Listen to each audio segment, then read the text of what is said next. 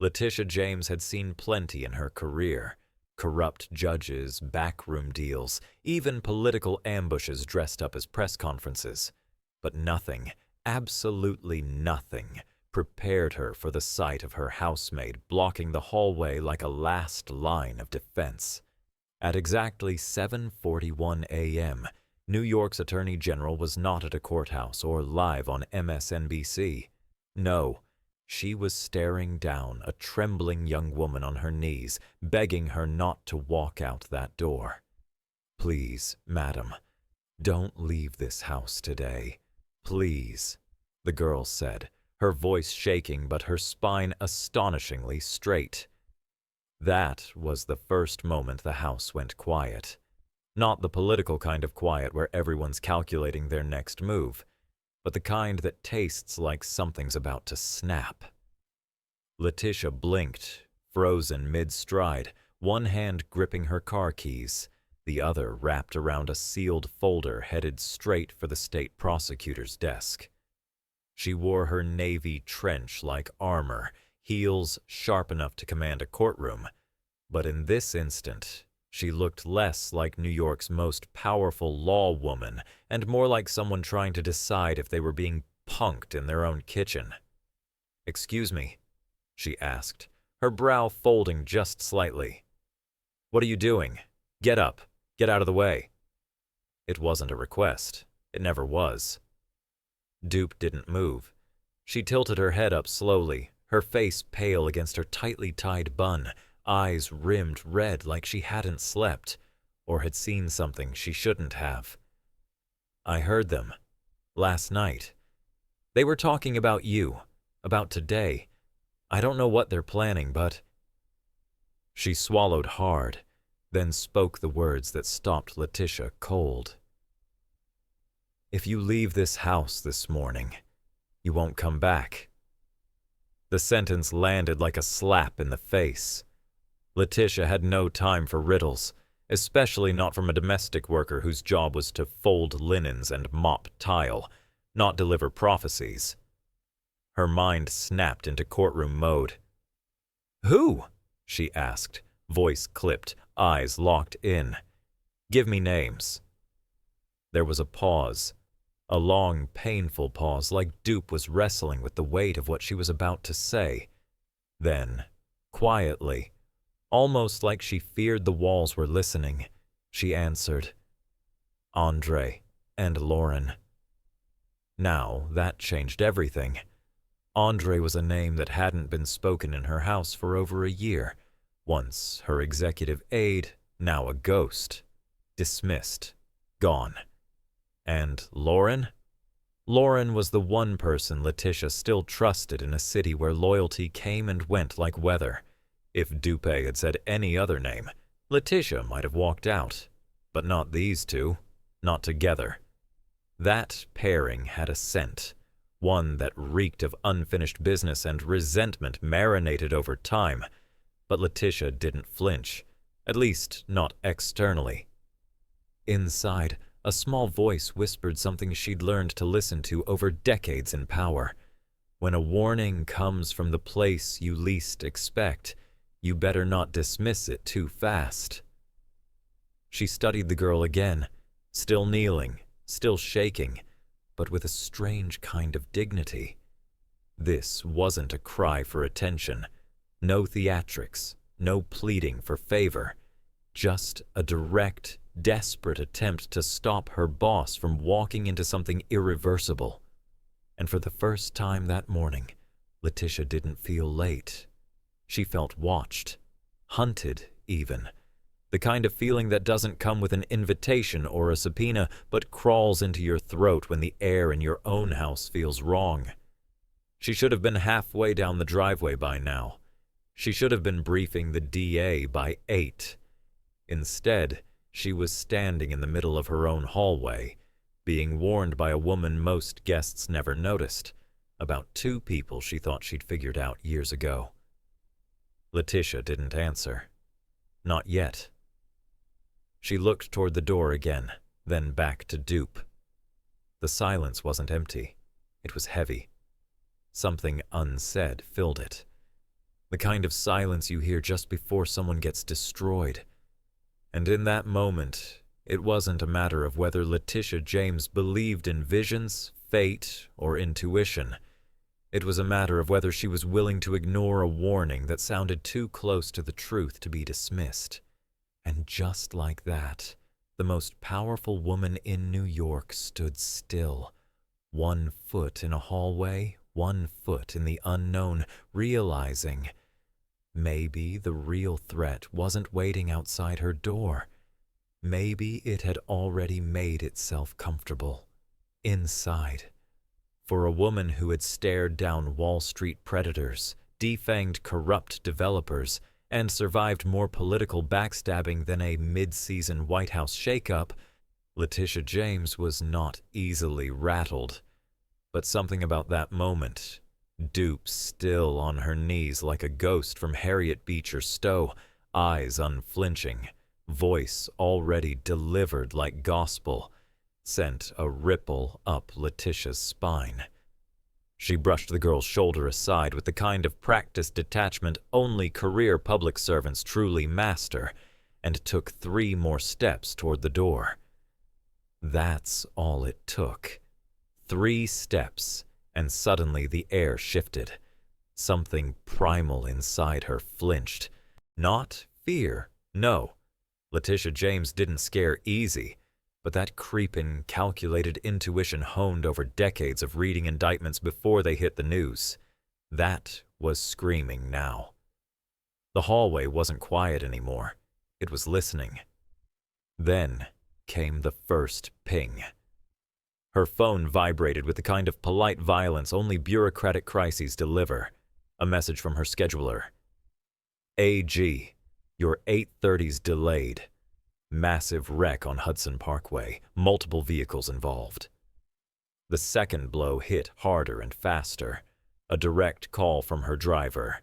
Ma'am, the Lexus was hit. It's totaled. The replacement driver's in critical. EMTs thought it was you.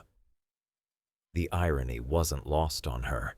Someone out there had mistaken an unconscious man in a government-issued suit for the top law enforcement officer of New York. That was either fate being cheeky or someone playing God and failing the casting call. Letitia didn't flinch outwardly, but something inside her started to cave, not with fear, but with fury. Not because she nearly died. No, that would have been too dramatic.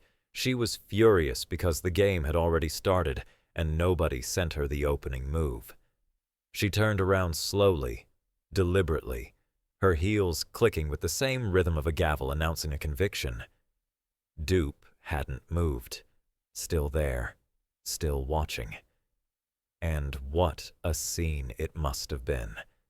The Attorney General of the state, standing in a hallway worth more than most people's homes, visibly shaken, not by the press, not by a subpoena, but by a whisper from a girl no one invited into the room until the mopping was done. And yet, there it was. Truth served not with subpoenas or press conferences, but with trembling hands and unpolished courage.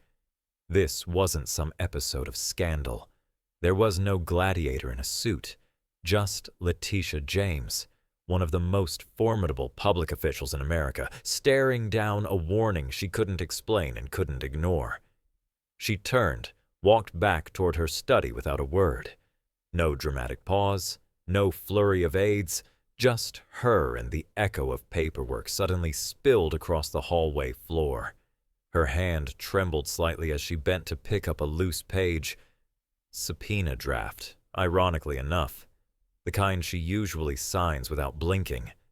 But not today. Not when a near-death substitute had taken the Lexus meant for her. Not when a nameless maid just hijacked her entire agenda with nothing but a gut feeling and a couple of inconvenient truths.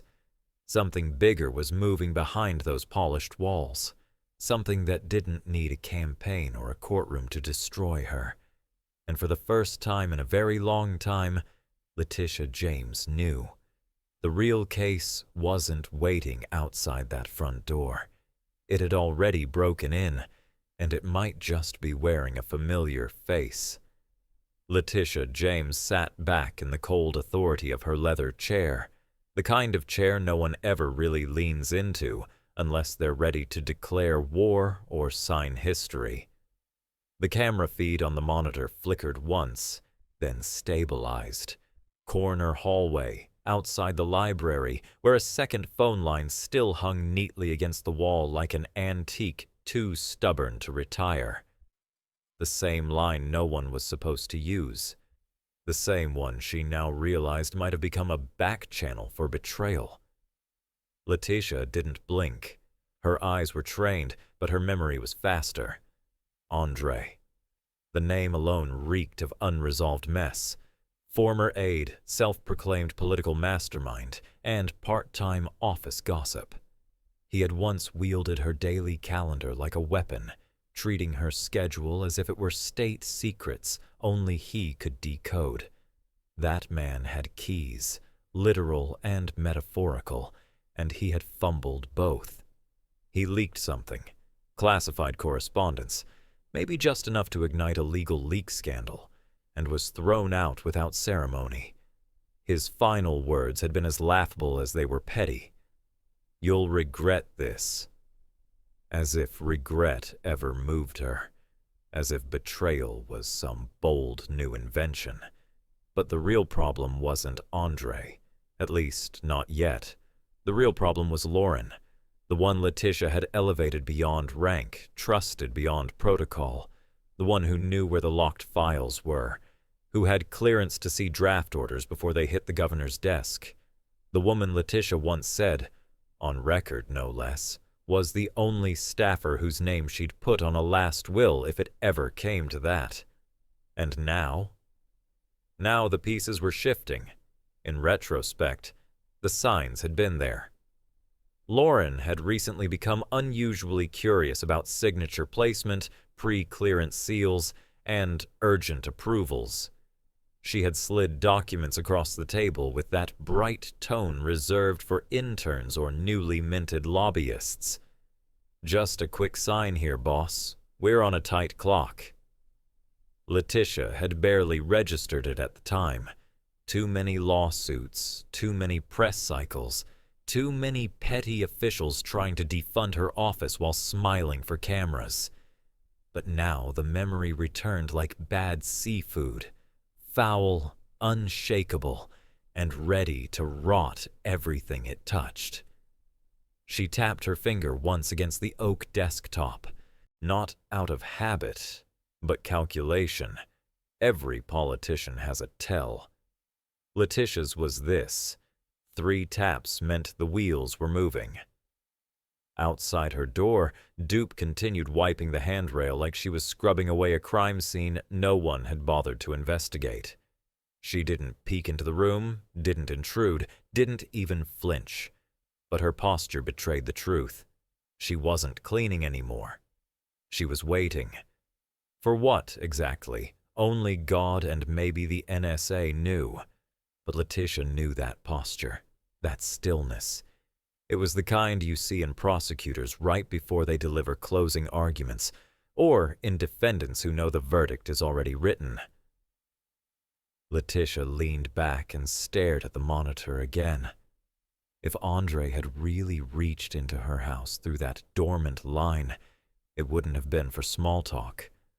And if Lauren was involved, as Dupe's warning and her own gut now conspired to suggest, then this wasn't about a leaked memo or a twisted phone call.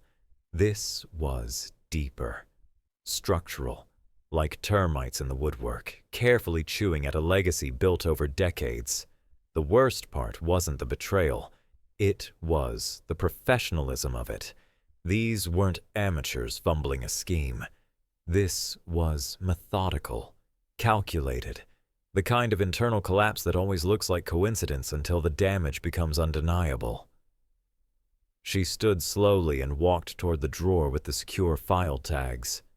Her hand paused briefly, not from fear. Letitia didn't rattle like that, but because she now saw the absurdity in her own certainty. in the idea that political loyalty ever meant more than proximity to power. Lauren, with her sharp blazers and tighter lips, had mastered the art of silent advantage. Always 2 steps behind Letitia in public, but now, very possibly, 10 steps ahead in sabotage. That was the curse of climbing too high with too few people around. You never know who's climbing behind you with a knife.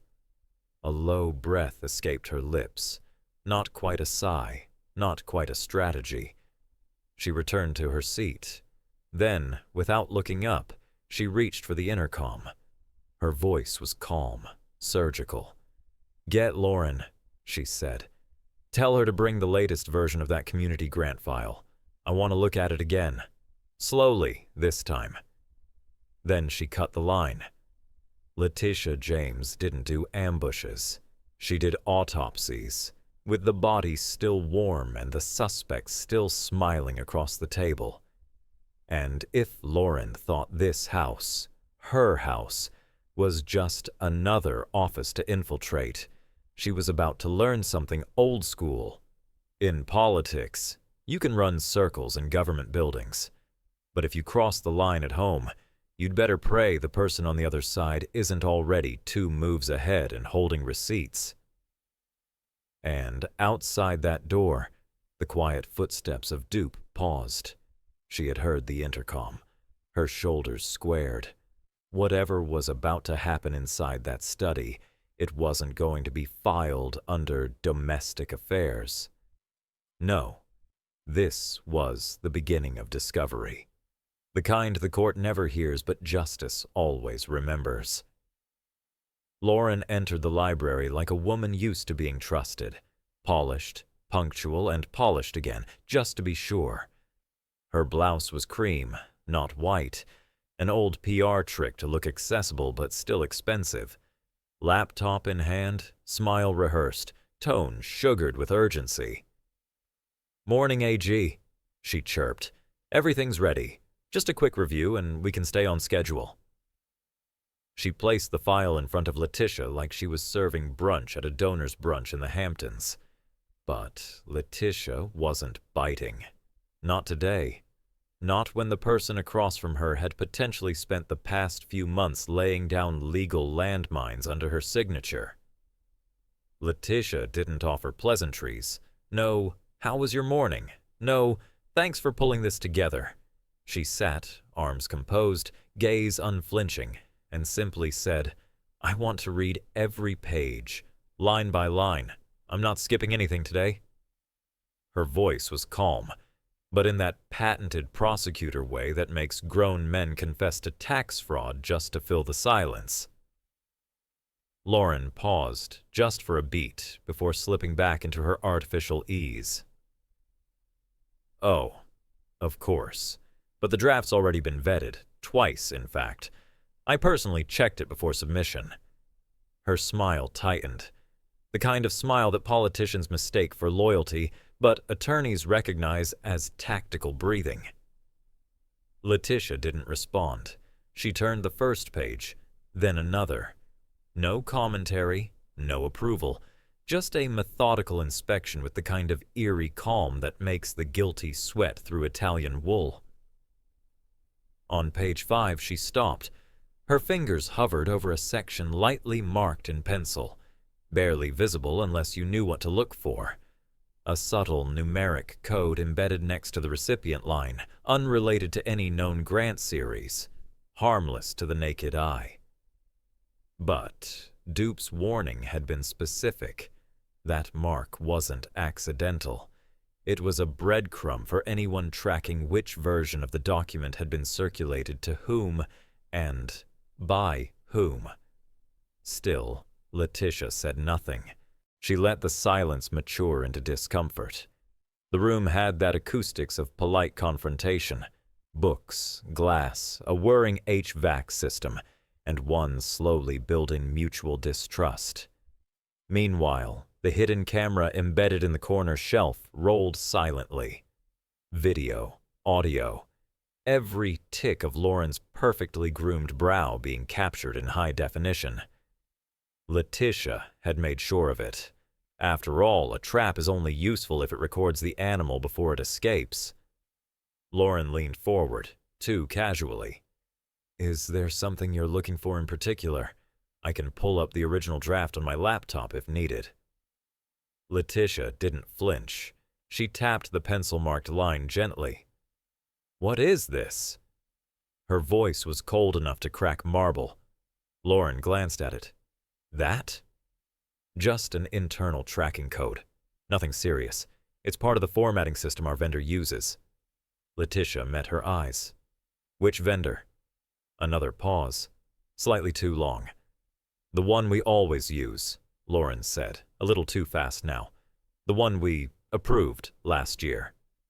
Letitia smiled then. Just a touch. Not a warm smile. The kind of smile that used to precede the phrase, "You're under oath."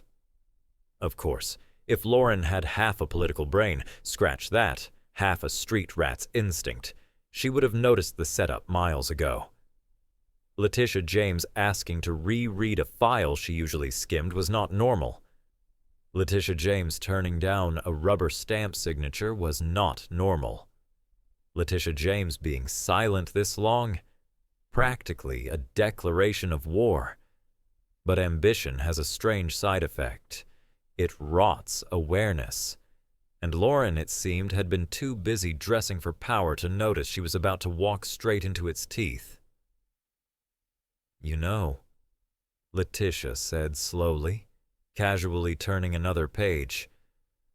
I've been thinking about how often these routine documents end up with last-minute edits, adjustments, vendor name swaps, payout structures rerouted.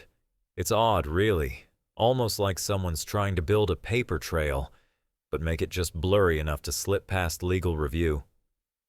Lauren blinked. Ma'am, I don't know what you're implying. Letitia interrupted. I'm not implying anything. I'm observing, like I always do, especially when someone assumes I've stopped.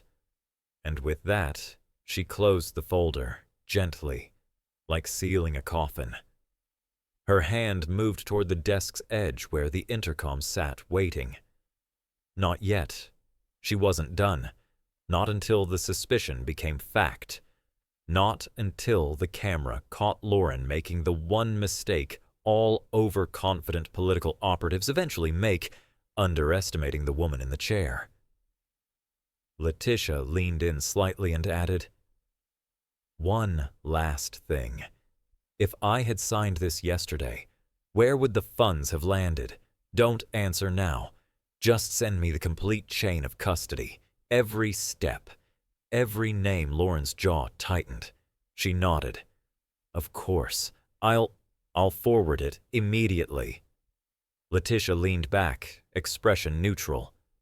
Good, because after this morning, I've decided I don't do blind trust anymore. And outside that thick wooden door, Dupe kept polishing the handrail. But her eyes didn't move. She knew the temperature inside had just shifted. The house wasn't a home anymore. It was a tribunal, and the evidence was walking itself in. It was a brilliant little power play disguised as a tea break. Letitia James didn't summon Dupe for refreshment. She summoned her like a witness taking the stand, armed not with affidavits, but with instinct. The door opened with the kind of precision that only someone raised in silence can perfect. Dupe entered carrying a simple white porcelain tray, the teacup steady, her hands unshaken. But her eyes? They scanned like a courtroom scanner, sliding across each page on Letitia's desk as if every letter might contain a fuse. And then it happened. Her gaze stopped. Page 5. Her pupils twitched. The breath she took wasn't dramatic, but it was loaded. She leaned slightly, just enough to pretend she was placing the cup, and murmured. Low, specific, and sharp. Page 5. Bottom left. UFR 127. That's the code she said last night. Boom. If politics had a heartbeat, that moment would be a skipped one. The kind of beat where everyone in the room knows something just detonated, but no one's willing to admit they felt it first. Lauren, who had been standing behind her laptop like a maitre d' at a failing fundraiser, snapped her head around so fast her earrings betrayed her tension. "Excuse me?" she said, voice edged in panic, masquerading as authority. "What is the housemaid doing in this room?" Her tone dripped with that old, elitist entitlement that only surfaces when the help knows too much.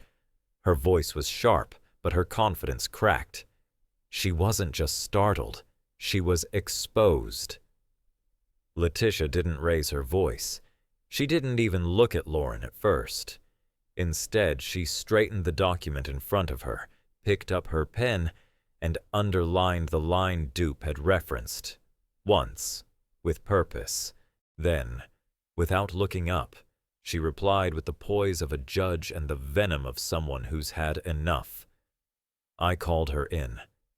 And from now on, she's the only person I trust to inspect every document that lands on this desk, including yours. The air changed instantly. There was no drama, no explosion, just a single seismic shift in power. Because when a state attorney general tells her own chief aide that a maid now outranks her in document review, the war isn't brewing. It's already underway. Lauren blinked, then blinked again, the way guilty people do when their brain is racing through excuses, PR angles, and possibly a legal defense all at once. Her mouth opened, but no real language came out. Just the soft click of teeth searching for words that wouldn't self-incriminate. She looked at Letitia like a child watching their parent tear up a Christmas list in July. And Letitia? She finally turned to face her, fully, with a look that could file an injunction on sight.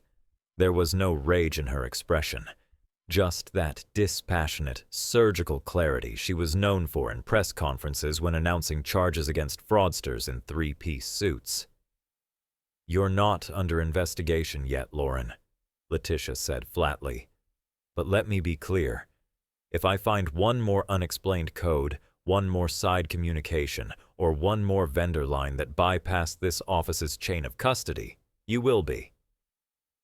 The silence that followed was monumental, not heavy in volume, but in implication. No one moved. The only sounds in the room were the faint clink of ceramic as Dupe gently adjusted the teacup and the soft drag of Letitia's pen against paper as she began crossing items off the list she'd just mentally revised. It was bureaucratic music, budgetary bloodletting set to the soundtrack of quiet vengeance. 3 women, 3 roles. One serving tea and truth, one unraveling before she could spin another lie, and one sitting at the center, writing the final chapter with a controlled smile and a sharpened pen. Because the real tragedy wasn't that Lauren had tried to pull one over on Letitia James. No, the tragedy was that she thought she could do it sloppily, that she could drop in a phantom code, smuggle it through a morning routine, and pray no one from the basement noticed. But in this house, this fortress disguised as a residence, Dupe noticed. The girl who walked on soft soles, spoke in one-liners, and remembered what people said when they thought no one was listening. And Letitia? She had always known that betrayal didn't knock. It slipped through the side door, usually wearing a badge and holding a clipboard. But today, the clipboard got intercepted, and the traitor flinched. The moment held. The weight didn't lift. And while no one had said it out loud yet, everyone knew. The investigation wasn't beginning in some state office. It was starting here, with one code, one look, and one housemaid who turned out to be the sharpest set of eyes in the entire operation. And if Lauren thought this was the worst of it, she hadn't seen what Letitia was about to do with that pen next. Letitia didn't need to raise her voice. She didn't need to throw a tantrum, flip a folder, or make a show of fury. She simply turned her monitor, gently, as if sharing a brunch menu. But what she displayed wasn't avocado toast. It was a direct question, disguised as a verdict. "Explain," she said, tone even but laced with undertow. "Why, the payment account listed in this document links to a shell corporation registered in Delaware, a company not tied to any structure within the New York State framework." It was the kind of question that doesn't require an answer to prove guilt. It just needs to be asked. Lauren blinked like a deer, just realizing it had been grazing in the middle of a sniper range. That's just a transit account," she stammered. "It's temporary, just for transfers. I didn't look into the details. Maybe the vendor suggested—" "And the vendor's name is Andre?" Letitia cut in, her voice a soft scalpel. There was no sarcasm in her tone. That would have been merciful. This was pure dismantling, brick by brick. Lauren froze, not because the question was difficult, but because it was accurate. Too accurate, like someone had been listening in all along. Letitia leaned back slowly. No smile, just the slow unfurling of a truth she'd already confirmed hours before. "I heard the call," she said, quiet enough to be lethal. "Library phone, last night. Every word, every number, including UFR 127. Lauren didn't flinch. She simply stood, as if performing the only power move she had left. Not rage, not protest, just exit strategy. "You always trusted the wrong people," she said, calm but with an edge of insult. "Still do." It was a last-ditch jab meant to cut deep, as if gaslighting would somehow erase the tracks she left across state lines and burner accounts. But Letitia didn't blink. She didn't rise to the bait. She just responded with the composure of a woman who's already drafted the next 3 moves in her head. "Not this time." 3 words. Final. Precise. Delivered with the kind of detachment only years of courtroom war can teach. Then she reached for her phone. Not to tweet, not to call press, but to complete the motion of a chess player capturing the queen. 2 investigators were already waiting outside, dressed not in SWAT gear but quiet gray suits, the type that didn't knock, didn't argue, and never left without a signature. The door opened. Letitia didn't stand. She didn't need to. Power doesn't shout when it knows it's right. "She no longer works in this office," she said without looking at Lauren. "I'm requesting a formal internal criminal investigation, effective immediately." It wasn't a scream. It was a statement, the kind that lives forever in transcripts and courtroom exhibits. Lauren didn't argue. She didn't cry. Because people like Lauren don't do drama when caught. They do silence. The silence of entitlement collapsing under the weight of its own delusions. The silence of someone who thought their betrayal would never be noticed because they wore the right shoes, used the right tone, and smiled at the right fundraisers. Letitia finally looked at her, not with fury, but with something colder. Pity, number. It was disappointment, refined into contempt. "I built this office to fight people like you," she said, low and deliberate. "I didn't realize I hired one." And with that, she nodded once. The agents moved. Lauren didn't resist. She walked like someone who hadn't lost, just been mildly inconvenienced, still clinging to the fantasy that this, too, could be spun. A miscommunication, a clerical error, a vendetta by a bitter boss with a tea-carrying housemaid suddenly elevated to an unexpected role in the chain of command. But deep down, she knew. The game was over. She hadn't just lost a job, she'd triggered an inquisition. Outside, Dupe stood still at the corner of the hallway, not hidden, not smug, just present. She didn't look victorious. She looked exact, and Lauren, catching her eye for a fleeting second, muttered something beneath her breath. Not an insult, not a threat, just a grim smile. The kind elitists give when forced to acknowledge that the people they overlooked were the ones who saw everything. And inside the study, Letitia didn't return to work immediately. She sat for a moment longer, staring at the chair Lauren had just vacated. Then she opened a new folder. Blank, untouched. Because now it wasn't just about finishing the job. It was about rewriting the rules of who gets to sit in that chair next. The quiet hum of the recording terminal wasn't exactly dramatic, but in that moment, it sounded like an execution drum roll. Letitia James, now flanked by 2 investigators and an increasingly unflappable housemaid who had somehow become the most reliable human firewall in the state of New York, moved into the adjacent surveillance room with the precision of someone not looking for evidence, but for confirmation. The difference? One relies on doubt. The other comes when you already know you've won. Dupe handed over a small USB stick.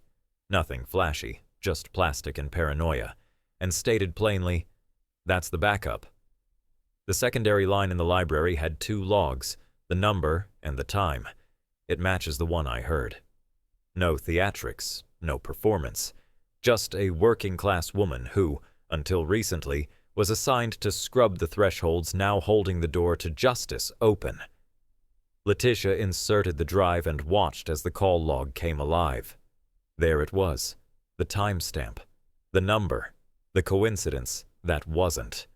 Andre's number, still active, still smug enough to call a private line in the home of the state's most scrutinized official, as if his voice couldn't possibly betray him. Spoiler, it could, and it did. Letitia didn't hesitate. She hit redial and placed the phone on speaker, her face unreadable. She didn't need to posture. When you're holding the match and the gasoline, you let the silence do most of the threatening. The line rang twice. Then it picked up. No hello, no pleasantries. Just Andre's panicked whisper, already sweating through the call before it even began. "Don't say my name," he hissed. "I'm still nervous about last night. That document. If she didn't sign it, then we're—" Letitia cut him off with the calm ferocity of someone who'd already submitted her closing statement. "I didn't sign. I'm still alive. And Andre, I'm listening." The pause that followed wasn't silence. It was guilt flinching in real time. A brief inhale, then static, then nothing. Andre hung up faster than a lobbyist realizing the check didn't clear. The line went dead, but not before every person in that room, Dupe included, felt the weight of what they'd just heard. It wasn't just evidence. It was self-incrimination with caller ID. And the cherry on top? He thought he could whisper his way through a conspiracy like they were planning brunch at a co-op board meeting. Letitia turned toward the team, her expression dry as a press release after the 4th scandal of the week. "That's what they call affirmative conduct," she said, not even hiding the contempt. "Not just intent, not just theory. This is direct implication. On a government line, during government business, about government fraud. I hope he rehearsed better denials than that." One of the agents muttered, "We'll subpoena the rest." Letitia responded without looking at him, eyes still on the dead screen. "Subpoena everything. And start with his financials in the last 6 months. If he was that sloppy with his voice, imagine what he did with a budget." It would have been funny if it weren't so typical. Andre, the kind of man who'd memorized state ethics guidelines just enough to weaponize the gray areas, not to follow them. The type who calls you Madam Attorney General in public, but Letitia when scheming behind your back. He didn't just miscalculate the plan. He miscalculated the woman. He assumed Letitia James, the black woman from Brooklyn who clawed her way through a system built to exclude her, could be distracted by titles, blinded by loyalty, or thrown off by friendship. he thought the political was separate from the personal. What he failed to grasp, what men like him always fail to grasp, is that for women like Letitia, those lines never existed to begin with. Power didn't make her alert. Survival did. And right now, Andre had just volunteered to be the next case file on her desk. No one cheered. There was no victory dance. This wasn't TV. This was the kind of reckoning that plays out slowly, methodically, with cold files, thick binders, and tight subpoenas. But in that moment, something did shift. Letitia stepped back, exhaled through her nose like someone closing a chapter she didn't want to write, and looked at Dupe. Still quiet, still watching, still sharp.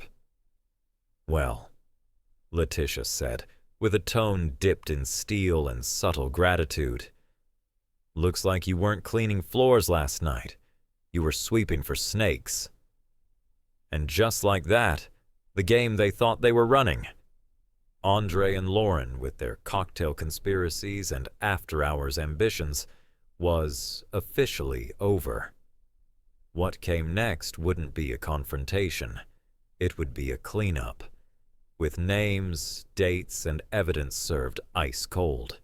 Because if Andre believed that being off the payroll meant being off the radar, then he clearly hadn't learned that in this house, what's overheard might just be what gets you buried. By the time Letitia James gave the order, the house was no longer a home. It was a forensic battlefield where every file had fingerprints and every folder was a loaded weapon. "Lock it down," she said flatly, gesturing toward the internal system. "Every document Lauren touched in the last 90 days. I want it quarantined, duplicated, and dissected line by line." The digital team didn't hesitate. Bureaucracy may be slow, but revenge in a blazer moves fast. Within minutes, a sea of drives blinked to life like courtroom lighting, and behind the calm click of keys, Dupe leaned forward, pointing to a folder with no label, tucked neatly between budget drafts and HR memos. "That one," she said, voice level. "It wasn't there 3 days ago. I remember how the sorting tabs looked." Letitia arched an eyebrow. She didn't need Dupe to be right. She just knew Dupe always was. When the file opened, the screen lit up with something that tried very hard to look innocent. Community Impact Disbursements, Phase 3. A lovely title, if one didn't mind laundering ambition through charity. But Letitia had seen this performance before, and like most scams wrapped in do-goodery, the numbers started smiling too much. Embedded in the documents were payouts to organizations that didn't exist, linked to bank accounts that weren't traceable, or at least weren't supposed to be, until Dupe pulled up a corresponding Excel sheet with a notation only someone scrubbing metadata would notice. "Transferred 48 hours before signature request," it read, "tied to an account listed under a shell nonprofit based out of course, Delaware, where corruption gets an LLC faster than a driver's license." Letitia's lips pressed into a line so tight it could cut glass. What they had orchestrated wasn't just embezzlement. It was precision sabotage, the kind that didn't aim for money. It aimed for headlines. Because if Letitia had signed that file, the audit trail would have landed squarely at her feet, painting her as the woman who funneled state funds into ghost outreach programs. She could already picture the press. A G linked to phony youth wellness initiative. James approves $2.3 million transfer to Community Chest with no office. And best of all, the internal memo they found next, buried in a private folder Lauren had encrypted but not deleted fast enough. Just 6 lines, a plan, a confession, a noose. If Phase 3 executes, she'll be cornered. No legal pivot left. Resignation or indictment. She'll choose the cleaner one. Letitia read it 3 times, not because she couldn't process it the first time, but because she wanted the rage to cool before she spoke. And when she did, it was with the tone of someone preparing a eulogy for someone still breathing. They weren't just laundering funds, she said. They were laundering consequences. She turned to the agents nearby. This wasn't about stealing money. This was about framing me with the theft. And they almost pulled it off, because they dressed it up in progressive buzzwords and padded it with just enough real numbers to dodge a first glance. The room went still, not out of fear, but from the weight of realization. This wasn't political infighting. This was premeditated career assassination disguised as paperwork. A silent coup typed in Times New Roman, dressed in civic virtue, and signed by someone trusted enough to know exactly how Letitia's eyes skimmed when she was tired. She didn't look at the documents anymore. She looked at the system that let them sit there for this long. Check every single community initiative filed under Lauren or Andre's supervision in the past 6 months, she snapped. If one is fake, 10 are sleeping, and I want every one of them awake by tomorrow. She turned to Dupé, not with praise, but with the kind of nod you give someone when they've just prevented your name from becoming a scandal hashtag. You remembered a tab layout, Letitia said. That's what cracked this. Dupe simply replied, I remember patterns better than names. And that was the difference. Lauren and Andre had counted on Letitia's title to blind her, but they hadn't accounted for the quiet eyes who noticed when fonts changed, when page orders shifted, when something had been opened that wasn't supposed to be touched. They hadn't planned for Dupe because, in their world, people like her weren't even on the radar. But now the radar was theirs. And Letitia, with a smirk sharp enough to pierce through any remaining illusion, tapped her finger once on the memo's final line. They thought this was checkmate, she murmured. Turns out they were playing against someone who built the damn board. And just like that, the case wasn't just about 2 rogue staffers anymore. It was about a whole architecture of betrayal, disguised as bureaucracy, and dismantled by a woman no one saw coming. What Letitia would do with this power shift, well, that was the next story, and this time she'd be the one holding the pen.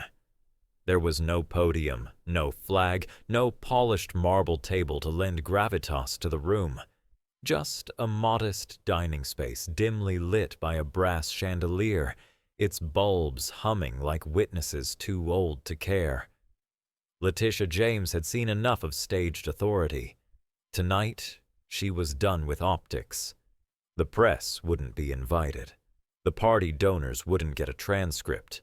What happened here wouldn't trend on Twitter, but it would shape the fate of a government office that nearly collapsed under the weight of designer betrayal. She sat at the head of the dining table, elbows resting on oak, a stack of encrypted files beside her, and a woman seated 2 chairs to her right, who, until last week, had been folding napkins in silence. Across from them sat a white-haired attorney in loafers worth more than Dupe's entire yearly pay, and he was blinking like someone who just discovered his legal brief had been upstaged by a cleaning cloth. I've made a decision, Letitia began, voice composed but not soft. Effective immediately, Ms. Dupe will serve as interim coordinator of internal security and document control. The lawyer didn't respond at first. It was as if his ears refused to process the sentence out of self-preservation. Then he cleared his throat with the kind of skepticism reserved for courtrooms and expensive golf retreats. Madam A.G., he said slowly, with all due respect, Does Ms. Dupe meet the qualifications for that position? Has she passed any relevant security training or administrative vetting? Letitia didn't blink. She didn't even shift in her chair. Her tone didn't rise, but it hit like a gavel. I don't need a resume. I need someone whose eyes don't glaze over when a decimal is moved. Someone who doesn't sign off on lies while booking spa weekends. Someone who, unlike everyone else in this office, wasn't playing politics with my signature. She leaned forward. What I need, counselor, is someone real, and in this house, she's the realest one left. There it was, the line that divided the old order from the new, the moment where a woman trained by necessity, not academia, was handed the keys to a firewall built on intuition. Dupe didn't flinch. She didn't bow curtsy or say thank you. She simply pulled a new folder from her tote bag and placed it on the table. I didn't mention this before, she said plainly, but Andre used a second email address to send early versions of the forged draft. It's not on the official server, but I remember the username. I've seen where it's stored. I can take you to the exact machine. No grandstanding, no heroism, just the unshakable calm of someone who knew she was right because she had nothing left to gain by pretending otherwise. Letitia looked at the lawyer. Anything else you'd like to challenge, counselor? Or should I remind you that you also approved Lauren's last 4 security memos? The attorney raised both hands in mock surrender. Understood. His tone still carried that practiced neutrality, but his posture now leaned back, deference by degrees. And here's the part no camera could ever catch.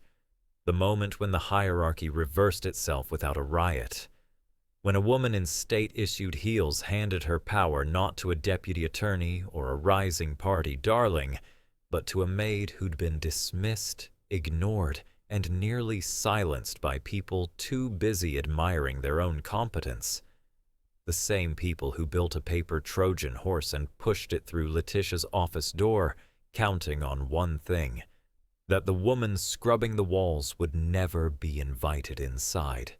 It was the ultimate political irony, served without garnish, that in a government obsessed with chain of command, the most dangerous person in the room was the one not listed on any payroll chart. And if that didn't sting enough for the Ivy League operatives who plotted this mess, then Letitia's final words certainly did. Dupe didn't just save my office, she said. She reminded me that some of us are still fighting to earn power the hard way, and some of us only borrow it until the elevator ride ends. Dupe didn't reply. She reached into her coat, retrieved a flash drive marked with nothing but a handwritten A, and, with a voice neither smug nor nervous, she added, "This is the audio from the first planning call. Andre said something about stage 4.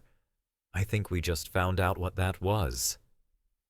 Letitia glanced at the flash drive, then at the lawyer, whose expression now hovered somewhere between professional horror and personal regret. "Well," she said, "it looks like the housemaid just advanced the investigation. Again. I'd advise everyone in this office to start checking their closets. Because when the person you overlook starts opening drawers, the question isn't whether you're exposed. It's how long you've been naked. And by dawn, the entire building would know. The shield of public office had just been reforged. Not in marble, but in calluses and vigilance. The real cleanup had just begun. The morning light didn't bother with ceremony. It poured into Letitia James's private briefing room like truth through a stained glass window. No flags flapping, no blue backdrop with state seals, just a plain wooden lectern, 2 folders, and one woman standing with the weight of a government on her shoulders, and none of it showing on her face. She had called this press conference not to spin, not to apologize, and certainly not to clarify. She called it to make something excruciatingly clear. The House of Power may be polished with decorum, but today it would be disinfected with facts. As of this morning, she said evenly, I am authorizing a full criminal investigation into the conduct of two former senior members of my staff, Ms. Lauren Mendez and Mr. Andre Hall. Charges under review include conspiracy to defraud a public official, falsification of state documents, and coordinated intent to obstruct internal oversight. The reporters, for once, didn't shout over each other. The room had that eerie discipline you only hear during verdicts, and Letitia, never one to perform grief, opened the first folder without dramatic pause. Inside were the artifacts of betrayal, archived emails with metadata altered to mislead, voice recordings that placed Andre not just near the conspiracy, but narrating it, and file logs confirming Lauren's late-night edits on documents meant to frame her boss. And the real dagger? The voice clips, organized, labeled, and transcribed to federal standard, most of which had been recovered by the housemaid no one thought twice about. When the judicial marshals arrived 2 hours later, Letitia didn't send staff. She stood at the threshold of her home, eyes steady, hands behind her back, as two state officers approached. Lauren came first, flanked and expressionless, sunglasses on despite the cloud cover. She didn't look at Letitia, and Letitia didn't offer her the dignity of a glance in return. Then came Andre, who apparently hadn't lost his appetite for theater. As he was escorted past the hedges, he turned his head slightly and muttered, loud enough for a camera mic to catch it, "You believed a maid over your own team?" Letitia's reply was swift and surgical. Exactly, because a maid doesn't rehearse her truth. You two just rehearsed and still got caught. It was less a retort than a closing statement. Not shouted, not defensive, just final. As Andre turned away, his smirk faltered. Not because he lost the narrative, but because the one woman he once laughed past had turned the entire story against him, with nothing more than memory, instinct, and the gall to care when no one else did. Inside, the house was still. No phones rang, no aides bustled. Letitia walked quietly into the library, the same room where this all began, and approached the bookshelf where a framed photo used to sit. Lauren on the left, Andre on the right, her in the middle. She removed it, took a long look, then, without sentiment or hesitation, slipped it into the office shred bin now repurposed as a fire-safe destroyer. The flame caught quickly. Trust burns fast when it's been hollowed out from the inside. Moments later, Dupe entered, holding a thin binder. She placed it on the desk. Preliminary draft for the new oversight protocol. I made it simple, easier to audit. Letitia raised an eyebrow. No one likes simple in this building. Dupe smiled faintly. That's probably why no one saw this coming. Letitia didn't answer right away. She stared at the binder, then out the window, and for the first time in what felt like years, her jaw loosened, her lips curved. Not a smirk, not a politician's grin, but a rare, unguarded smile. One that said, the house is still standing, and for once, it belongs to the right people. No headlines would tell this part. They'd chase the scandal, the arrests, the betrayal. But the real story, the real shift, was happening in silence.